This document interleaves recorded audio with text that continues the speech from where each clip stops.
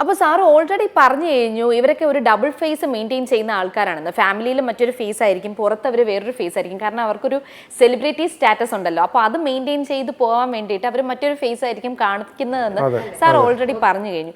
പക്ഷേ എന്നിരുന്നാലും ഇവരെല്ലാവരും മനുഷ്യരല്ലേ, അവർക്കൊരു മാനുഷിക പരിഗണന എന്ന് പറയുന്ന ഒരു സംഭവം ഉണ്ടല്ലോ. അത് മറ്റുള്ളവരുടെ അടുത്ത് കാണിക്കാതെ ഇരിക്കാൻ പറ്റുമോ? ഈ ഒരു കേസുകളിലൊക്കെ പെടുന്ന ആൾക്കാരെ അവരുടെ ഒരു മാനസികാവസ്ഥ എന്തായിരിക്കും? ഒന്നാമത് ഈ പറയുന്ന കാര്യങ്ങൾ പ്രായോഗികമായിട്ട് നടപ്പിലാക്കാൻ പറ്റുന്നതാണോ അതോ പെട്ടെന്ന് ക്വിക്കായിട്ടുള്ളൊരു അപ്പീലിംഗ്, ഒരു ഇമോഷണൽ ആയിട്ടുള്ള ഒരു അപ്പീലിംഗ് ആണോ എന്നുള്ളത് നമ്മൾ തിരിച്ചറിയുക എന്നുള്ളതാണ്.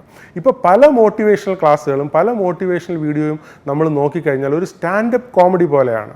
നമ്മൾ അവിടെ ക്ലാസ്സിലിരിക്കുമ്പോൾ അല്ലെങ്കിൽ വീഡിയോ കേൾക്കുമ്പോൾ കാണുമ്പോൾ ഇപ്പോൾ നമുക്കിതെല്ലാം കൂടെ അങ്ങ് മറിച്ച് കളയാമെന്നുള്ള ഒരു താൽക്കാലികമായിട്ടുള്ളൊരു ഹൈപ്പാണ് ആക്ച്വലി ഉണ്ടാക്കുന്നത്.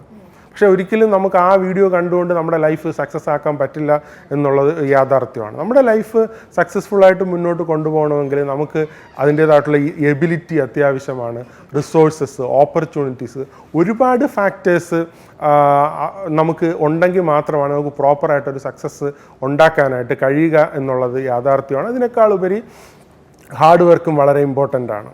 പക്ഷേ ഇപ്പോൾ നമ്മുടെ നാട്ടിൽ അങ്ങനെയല്ല. ഈ മോട്ടിവേഷണൽ ക്ലാസ്സുകൾക്കും വീഡിയോയ്ക്കും ഭയങ്കര ഡിമാൻഡാണ്.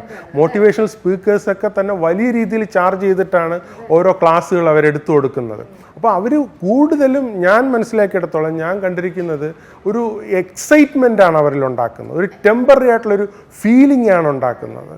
അത് ഈ പറയുന്ന ഒരു ചൂട് ചായ നമ്മൾ കുറച്ച് നേരം വെച്ചിരുന്ന തണുത്ത് പോകുന്ന പോലെ നമ്മൾ ആ ക്ലാസ് കഴിഞ്ഞ് പുറത്തിറങ്ങുമ്പോൾ അല്ലെങ്കിൽ ആ വീഡിയോ കണ്ട് കുറച്ച് കഴിയുമ്പോൾ ആ മോട്ടിവേഷൻ ഉണ്ടാക്കിയ നമ്മുടെ ഉള്ളിലുണ്ടാക്കിയ ആ ഒരു ഹൈപ്പ് അങ്ങ് പോവുകയാണ്.